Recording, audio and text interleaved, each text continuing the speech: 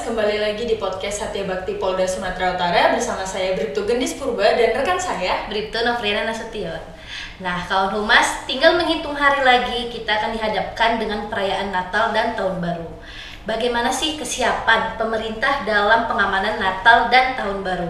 Hari ini kita sudah kedatangan narasumber, yaitu Kabid Lalu Lintas Jalan Dinas Perhubungan Provinsi Sumatera Utara Bapak Agustinus Panjaitan dan Kepala Cabang Jasara Harja Provinsi Sumatera Utara Bapak Tamrin Silalahi. Halo Bapak. Halo, kabarnya di Bapak? Kabar baik. Perkenalan dulu Pak, silahkan ke kawan-kawan humas nih. Baik, terima kasih atas kesempatan yang diberikan kepada kami. Saya Agustinus Panjaitan, Kepala Bidang Lalu Lintas Jalan Dinas Perhubungan Provinsi Sumatera Utara. Bapak, Baik, terima kasih. Assalamualaikum warahmatullahi wabarakatuh. Selamat siang, salam sejahtera buat kita semua. Rekan humas, mohon izin saya perkenalkan diri. Saya Tamrin Silalahi, Kepala PT Jasara Harja Cabang Sumatera Utara. Keren ya. Hari ini Bapak ini Narasumber kita. narasumber kita ini lagi sibuk nih, mempersiapkan pengamanan Natal dan Tahun Baru ya Pak, tentunya ya. Nah, mengingat Natal dan Tahun Baru nih Pak yang udah mau dekat nih, kayak hamin seminggu atau 7 hari gitu. Persiapan apa aja yang udah dilakukan atau yang sudah disiapkan oleh Dinas Perhubungan dulu nih Pak, Dinas Perhubungan Provinsi Sumatera Utara menjelang Nataru 2023. Silakan. Baik, terima kasih Pak Gendis. Jadi kami Dinas Perhubungan Provinsi Sumatera Utara tentu sesuai dengan tupoksinya yang lebih kepada dalam rangka penyediaan sarana angkutan umum ya, baik moda angkutan jalan, kereta api, penyeberangan laut maupun udara. Kami tentu sudah mempersiapkan beberapa hal dalam rangka persiapannya. Yang pertama, kita rapat koordinasi ya dengan lintas sektor tentunya, termasuk yang di level pemerintah provinsi dan dengan unsur Polri sendiri ya, yang hari Jumat kita rapat Linsek dengan Mabes Polri juga yang dipimpin Pak Kapolri.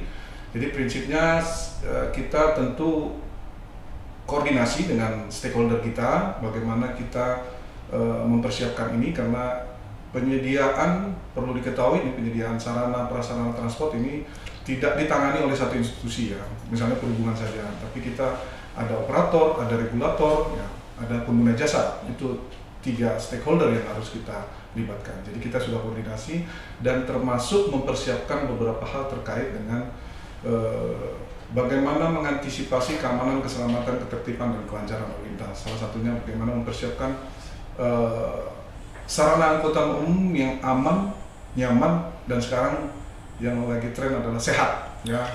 Apa tuh Pak? Sehat dalam arti yang memang kita sudah betul-betul peduli dengan prokes sesuai dengan SE Satgas Covid ya, udah diatur bagaimana di transportasi darat, laut, udara, bagaimana pelaku perjalanan itu bisa bergerak baik yang di domestik ya, dalam negeri maupun yang PPLN atau perjalanan luar negeri. Apalagi kita tahu ini pasti banyak ya Pak, pasti banyak sekali yang akan melakukan ini. Prokes tetap harus berjalan ya Pak, karena pandemi juga belum usai.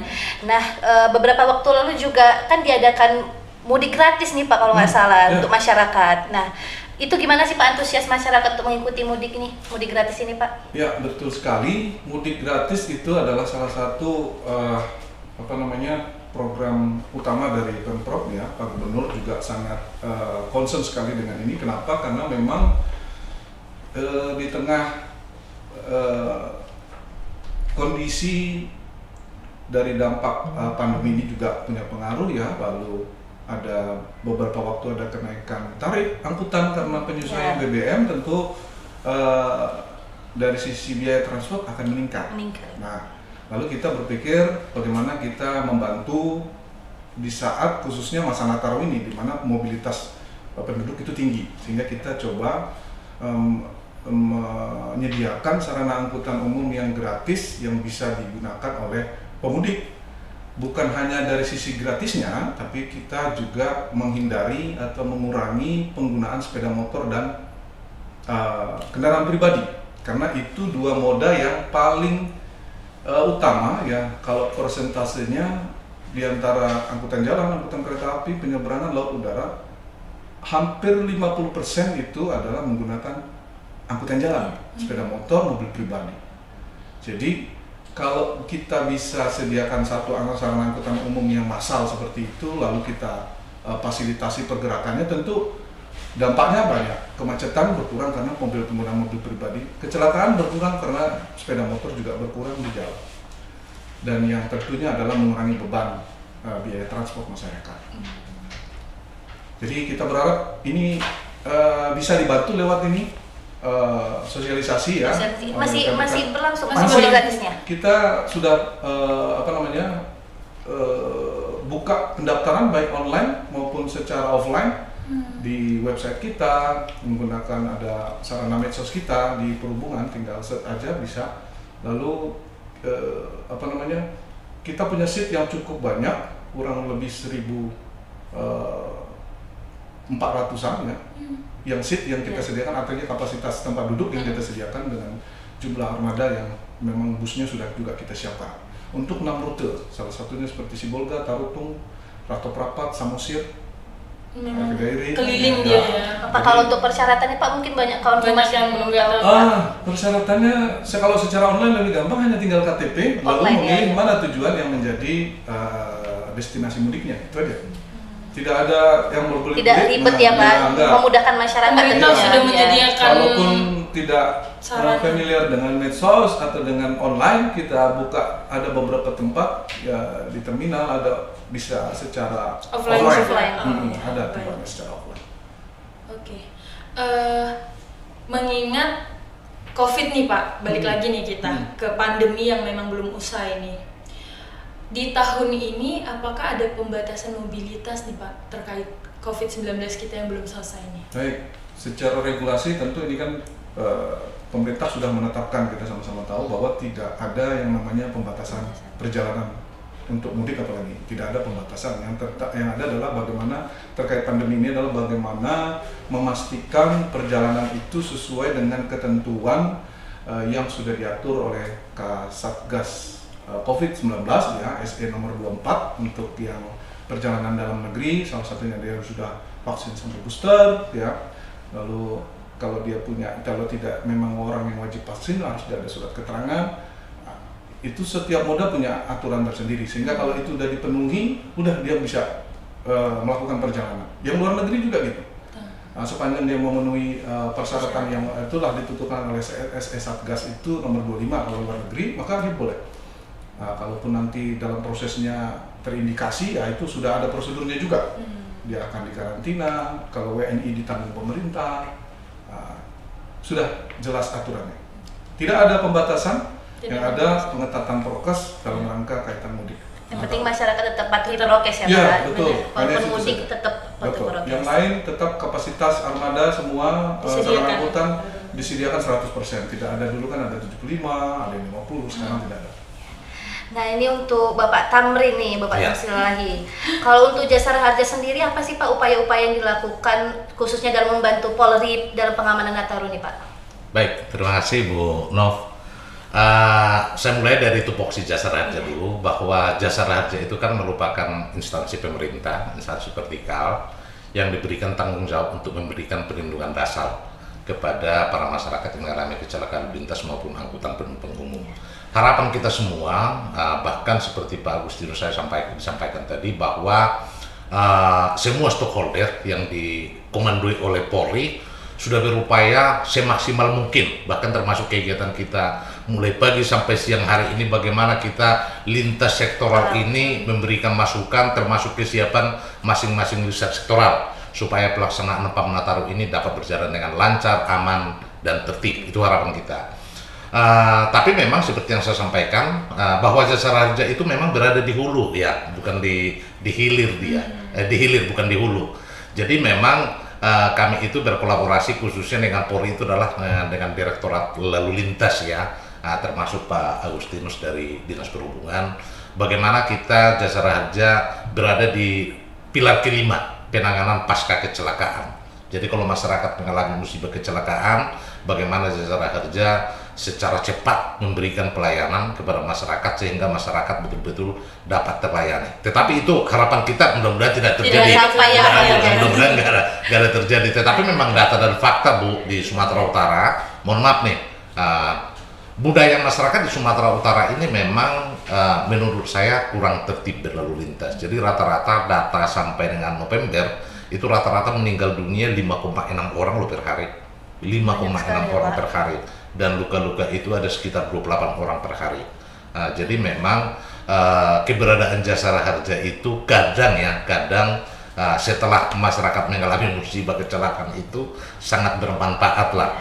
Bagaimana memang masyarakat itu kan bukan nominalnya itu yang kita lihat, tetapi dengan adanya kecelakaan itu tingkat kemiskinan akan semakin meningkat, karena memang rata-rata yang korban meninggal dunia yang luka-luka itu, Bu Nov, itu adalah orang-orang tulang punggung keluarga. Ya, jadi bagaimana Polri dalam hal ini ketika Polri cepat menerbitkan laporan polisi, Jasara Harja juga akan segera memberikan pelayanan yang prima kepada masyarakat. Tetapi dalam pelaksanaan PAM Nataru ini juga Jasara Harja berupaya untuk aktif dalam pencegahan, jangan sampai terjadi kecelakaan. Ada beberapa program yang sudah kita sepakati dengan Pak Direktorat Lalu Lintas ya, termasuk dengan Satlantas termasuk Dinas Perhubungan, termasuk sampai ke kabupaten kota ya. Jasara Harja itu berperan aktif memberikan sarana penanggulangan kecelakaan, misalnya seperti trafikon, barikade, ya kan, termasuk senter lalu lintas, gitu kan. Itu udah kita berikan. Baru yang kedua, di titik-titik simpul yang mobilitas masyarakat tinggi itu nanti kita akan melaksanakan pengobatan gratis, Bu. Oh, disediakan juga ya pengobatan gratis ya, Pak? Sebagai contoh nanti di Terminal Pinang Baris, di Terminal Amplas, termasuk di pelabuhan nanti kita laksanakan, termasuk di di bandara kita sudah kerjasama dengan Angkasa Pura juga, bahwa kita sudah menyuratkan mereka, termasuk Pelabuhan Belawan. Jadi memang mobilitas kita bagaimana nanti selama PAM Nataru ini betul-betul Jasara Harja berperan aktif lah memberikan pelayanan kepada para masyarakat. Kita harapkan orang-orang yang mengalami sakit, flu, dan disampaikan oleh Pak Agustinus tadi kan, ini adalah mudik sehat. Ketika masyarakat itu butuh vitamin misalnya, kita lintas instansi ini menyediakan vitamin. Kalau misalnya kurang sehat, ketika mau bepergian daripada makin parah nanti di perjalanan, kita siapkan dokter untuk memeriksanya, gitu kan. Baru selanjutnya Jasara Harja juga nanti pasti akan aktif ya, bekerjasama dengan lintas sektoral, berada di posko-posko untuk memonitor kelancaran dan keamanan berlalu lintas, gitu Bu Nov. Berarti bersama-sama lintas sektoral yang lain juga ya Pak ya, bekerja sama. Memastikan mudik kita tahun ini, Natal dan Tahun Baru itu aman, kawan Mas. Nah, mengingat nih Pak, naiknya mobilitas masyarakat pada Natal dan Tahun Baru ini, otomatis ada kemacetan-kemacetan nih di banyak titik lah kalau kita bilang di Sumatera Utara nih Pak. Upaya-upaya apa saja yang dilakukan Dinas Perhubungan untuk mengurangi kemacetan yang akan terjadi pada nanti puncak arus mudik Natal dan Tahun Baru? Silakan. Baik, terima kasih. Jadi tadi yang seperti di awal saya sampaikan, mengatasi permasalahan lalu lintas itu bukan bisa dikerjakan hanya satu instansi ya, bukan hanya perhubungan. Jadi kunci utamanya adalah kerjasama ya dengan stakeholder. Kita tentu dengan Direktur Lalu Lintas Polda Sumut ya. Dalam rapat-rapat persiapan kita sudah mengidentifikasi daerah rawan macet, ya, longsor, jalan rusak atau putus ya, daerah rawan termasuk itu sendiri ya. Itu jadi satu poin utama sebenarnya. Jadi kita udah dari data itu kayak kemarin concernnya Pak Kapolda, kita harus mendetailkan dari sekian titik yang belum tertangani ini nanti itu masih ratusan yang belum tertangani kita kemarin, data kemarin. Nah di Sumatera Utara ya. Jadi kita identifikasi detailnya lokasinya di mana, karena ini penanganan ruas jalan ini kan ada regulasinya. Jalan nasional itu Balai Besar, jalan provinsi kita di provinsi, jalan kabupaten kota di kabupaten kota. Jadi kita harus identifikasi kalau dia jalan rusak kita udah siapkan informasi semacam sementara ya, 100 meter ke depan jalan longsor atau jalan putus atau jalan rusak. Nah itu udah kita informasikan. Nah khusus untuk yang macet ini sebenarnya program kita Mulak Tuhuta ya, nama mudik gratis kita 6 juta. Jadi salah satunya sebenarnya poinnya adalah itu, bagaimana kita mengurangi penggunaan kendaraan pribadi atau sepeda motor yang kontribusi ke kemacetan pasti ada. Lalu dengan juga kita sediakan itu, maka keberangkatannya bisa kita atur. Artinya tidak dia di hari H-1 misalnya semua berangkat. Karena dengan mengurai waktu keberangkatan, maka kita bisa mengurai peak season-nya, bisa mengurai yang tadinya dia di satu waktu tertentu bisa kita distribusikan ke waktu lain, sehingga tidak ada ekstrimnya. Dia hanya naik tapi dalam konteks yang bisa kita tangani. Masih bisa jadi itu terjadi sebenarnya itu utamanya adalah itu kalau masalah mobilitas, karena dia pergerakan bersamaan dengan event Natal Tahun Baru. Jadi yang tadinya juga mau mudik mau rekreasi juga jadi ikut di masa itu karena libur. Itu yang membuat ini peningkatannya semakin tinggi, sehingga kita coba siasati kalau kita sediakan salah satunya armada yang gratis, sehingga orang bisa pakai itu mengurangi penggunaan kepadatan ya Pak. Tapi ini memang perlu sosialisasi. Nah, yang concern utama adalah seperti jalan-jalan ke daerah tujuan wisata, Medan Brastagi, ke Parapat, itu sebenarnya yang perlu sekali kita antisipasi. Sehingga di dalam rapat-rapat kita kawan di Bina Marga, di Balai Besar yang menangani jalan itu kita minta untuk mempersiapkan salah satunya alat berat. Nah, supaya jangan nanti ketika sudah volume tinggi ada kejadian yang menghambat fungsi jalan seperti longsor tadi, itu pasti macet ya. Sehingga kalau menanganinya adalah ya berarti kan menangani dulu permasalahannya. Nah, itu yang kita harapkan, kita koordinasi ya banyak hal, karena kemacetan bukan dipicu hanya masalah volume yang tiba-tiba tinggi, tapi karena ada permasalahan yang menghambat fungsi dari jalan. Ya, kayak perjalanan Medan Brastagi biasanya banyak terjadi. Politik itu yang paling rawan. Medan Brastagi yang rapat. Makanya kita sudah upaya juga kita usulkan ke Kementerian Perhubungan untuk diatur. Nah, sekarang udah diatur. Jadi Sabtu Minggu libur nasional itu nggak boleh beroperasi kendaraan barangnya. Itu salah satu upaya juga. Kendaraan barang bukannya nggak boleh beroperasi, tapi dibatasi waktu operasinya. Dia boleh bergerak mulai jam 8 malam sampai jam 5 pagi. Selebihnya kita prioritaskan angkutan penumpang pribadi termasuk. Itu salah satu upayanya. Nah, Pak, untuk Jasara Harja sendiri, ya, di mana peningkatan mobilitas yang tinggi tentunya dikhawatirkan juga terjadi kecelakaan yang tinggi nih Pak. Ya. Kalau dari Jasara Harja sendiri, jika ada masyarakat nih yang saat mudik mengalami kecelakaan, adakah asuransi ya, mungkin disebut asuransi atau santunan nih Pak, asuransi yang diberikan ada nggak sih Pak dari Jasara Harja? Baik, terima kasih Bu Roh. Ya, jadi seperti yang saya jelaskan tadi bahwa Jasara Harja itu adalah asuransi yang untuk memberikan perlindungan kepada semua masyarakat Indonesia sebenarnya di jalan raya. Ketika masyarakat mengalami kecelakaan ya kita harapkan sih nggak ada kecelakaan. Tetapi yang namanya risiko itu kan kapanpun dimanapun itu bisa saja terjadi gitu kan. Ketika masyarakat mengalami kecelakaan, satu saja pesan kami, laporlah ke polisi. Lapor ke polisi, nanti polisi kan sudah online dengan kita. Jadi SMS Polda itu sudah online dengan Jasara Harja. Kalau korban itu meninggal dunia, mohon maaf nih, korban itu nggak perlu datang ke kantor Jasara Harja. Nanti petugas Jasara Harja yang melakukan studi bola. Nah, jadi kita sudah bekerjasama sangat baik, mulai dari tingkat Korlantas sampai ke Satlantas. Nanti petugas Jasara Harja akan melakukan jemput bola dan itu akan segera kita transfer ke rekening ahli warisnya. Kalau korban itu luka-luka, misalnya Bu Nau, korban itu masyarakat itu berangkat dari Medan, KTP-nya Medan misalnya, dia mau berangkat ke Tarutung misalnya, mohon maaf nih, mengalami kecelakaan misalnya di Pematang Siantar, silahkan aja dirawat tidak harus ke Medan, di Pematang Siantar, silahkan langsung mendatangi rumah sakit untuk mendapatkan perawatan.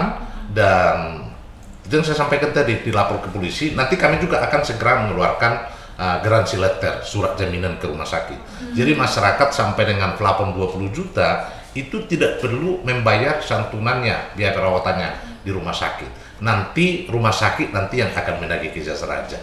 Jadi bagaimana sinergitas kemitraan, kolaborasi multi instansi ini memberikan pelayanan termasuk kepada masyarakat yang mengalami musibah kecelakaan. Berarti nanti Pak, jika ada masyarakat yang mengalami kecelakaan, Iya. lapor dulu Lapor ke pihak polisi. kepolisian. Iya. Nanti ke pihak kepolisian yang melapor ke Iya, Jasara Harja. kita sudah online. Makanya kalau kami tagline kami, kalau Anda mengalami kecelakaan, lapor ke kepolisian. Selanjutnya kami yang bekerja. Gitu. Berarti tidak perlu langsung klaim ke Jasara Harja ya Tidak, Pak? tidak perlu. Tidak perlu repot sekarang, Tidak perlu prosedurnya repot. sangat cepat. Iya. Nah itu kira-kira ada perbedaan nggak sih Pak dengan misalnya kecelakaan yang berat, ringan, sedang atau berat tuh ada nggak perbedaan santunannya gitu mungkin Pak? Semua kita perlakukan sama. Semua perlakukan sama. Tapi memang Jasara Harja itu kan ada plafon sesuai dengan regulasi yang berlaku. Kalau misalnya meninggal dunia, mohon maaf nih, santunannya itu 50 juta. Kalau misalnya dirawat di rumah sakit, itu biaya penggantian perawatannya maksimal 20 juta. Kalau misalnya korban ini peserta BPJS Kesehatan, BPJS Naker, Taspen, Asabri, dan provider lain, penjamin pertamanya itu wajib Jasara Harja. Nanti BPJS Kesehatan nanti tidak akan mau itu mengcover itu sampai dengan 20 juta. Kalau misalnya biaya perawatannya hanya 5 juta misalnya, berarti rumah sakit nanti mengajukan ke Jasara Harja 5 juta. Tetapi kalau di atas 20 juta, nanti sisa dari 20 juta ini itu menjadi tanggungan dari provider lain, misalnya BPJS Kesehatan, BPJS Naker, gitu loh, Bu. Gitu ya Pak. Ternyata sangat ini Ya, kita kira mungkin masyarakat atau kawan humas di rumah kira prosesnya susah Iya, mengklaim iya. karena mungkin beberapa waktu lalu juga ada kasus-kasus yang susah kecelakaan malah susah mengklaimnya dari Jasara Harja. Ternyata sekarang sudah tidak lagi ya Pak. Iya. Berarti prosesnya sangat cepat, Sangat hanya cepat. lapor ke kepolisian. Yang Lapor ke pasti polisi. lapor polisi Iya. dulu. Nah, Lapor itu. polisi, kemudian tinggal pihak kepolisian yang melapor ke Jasara Harja. Oke, kita kembali lagi ke Dinas Perhubungan Provinsi Sumatera Utara. Bapak, kami ingin tahu nih, mengingat Natal dan Tahun Baru ini nih masih di topik yang sama. Sarana yang disediakan pihak Dinas Perhubungan nih agar masyarakat bisa memperoleh info terkini mengenai arus mudik nih, Pak. Baik, kalau arus mudik sebenarnya kita sudah punya beberapa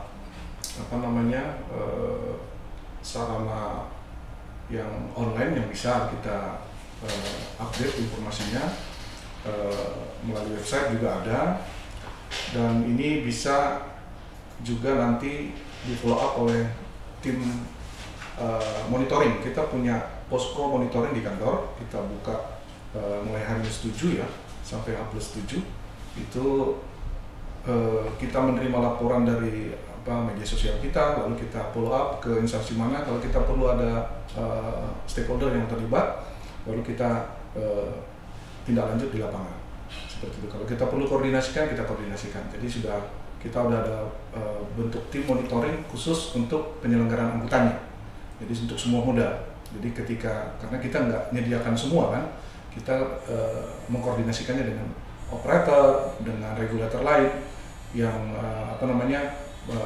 bertanggung jawab terhadap penyediaan sarana seperti di udara. Ada regulator otoritas bandara, seperti di laut ada otoritas pelabuhan. Jadi kita harus koordinasikan dengan pihak-pihak tertentu ya ketika terjadi penumpukan penumpang tidak terangkut, atau yang sering terjadi kalau di Belawan contohnya ada kemacetan ketika turun penumpang di Belawan karena tidak bisa melanjutkan, nggak ada sarana angkutan keluar dari pelabuhan yang seperti itu. Jadi kita punya tim posko monitoring yang ada di dinas dan di UPT-UPT. Kita punya 8 UPT men-cover semua kabupaten kota juga. Jadi masyarakat mungkin juga bisa memantau dari media bisa, sosial ya iya, Pak ya? Bisa dari media medsos, sosial. bisa dari website kita. Karena website juga kita ada menampilkan link-link untuk kita bisa akses. Yang pasti dari pihak kepolisian, Dinas Perhubungan dan Jasara Harja sudah menyiapkan dengan matang untuk Natal dan Tahun Baru tahun ini. Nah Pak, untuk penutup nih, mungkin ada pesan-pesan yang ingin disampaikan untuk masyarakat Pak jelang Natal untuk kawan humas. Mungkin dari Bapak Agustinus pertama. Ke kamera Bapak izin. Ya, rekan atau kawan humas ya. Kawan humas ya.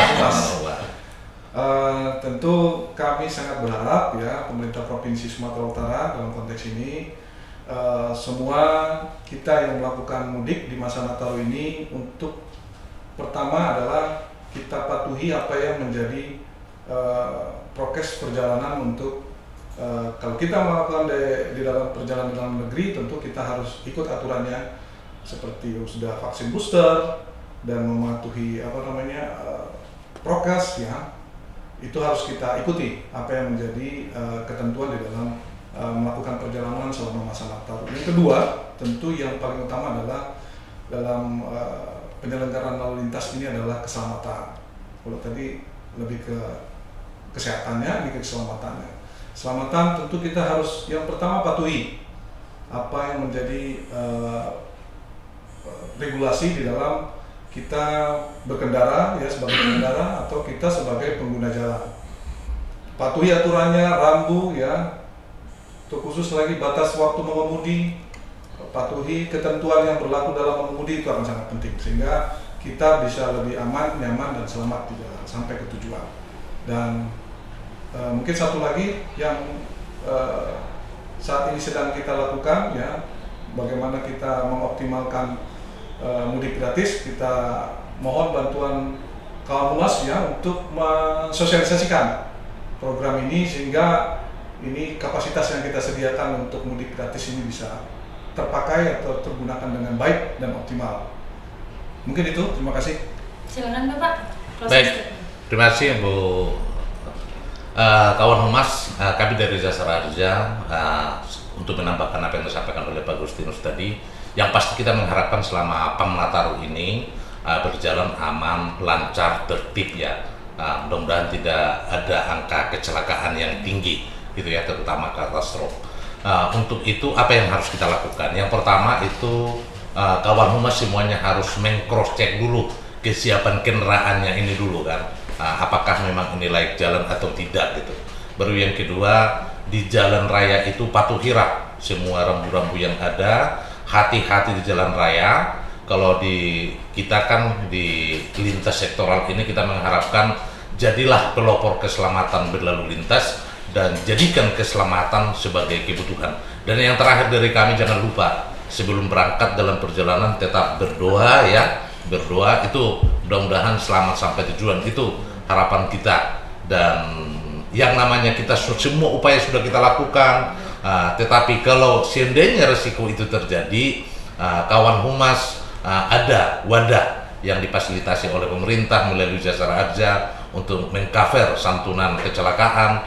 Kalau seandainya terjadi kecelakaan, nggak usah segan-segan, laporlah ke kepolisian, nanti selanjutnya kami yang bekerja. Terima kasih. Nah, terima kasih banyak Bapak sudah datang ke podcast Satya Bakti Polda Sumatera Utara. Nah, kawan humas, pemerintah sudah menyiapkan hal-hal yang penting untuk kita di Natal dan Tahun Baru ini. Tinggal bagaimana kitanya untuk bisa menjaga dan lebih mengerti bagaimana kita harus bertindak dan bagaimana kita di jalan untuk keamanan diri kita sendiri. Nah, terima kasih sudah hadir, sudah menonton dan menyaksikan podcast Satya Bakti Polda Sumatera Utara pada hari ini. Saya Bribtu Gendis Purba bersama rekan saya Bribtu Novrenan Sution beserta seluruh kru yang bertugas pamit undur diri. Kita ketemu lagi di podcast Satya Bakti Polda Sumatera Utara berikutnya, dan salam presisi.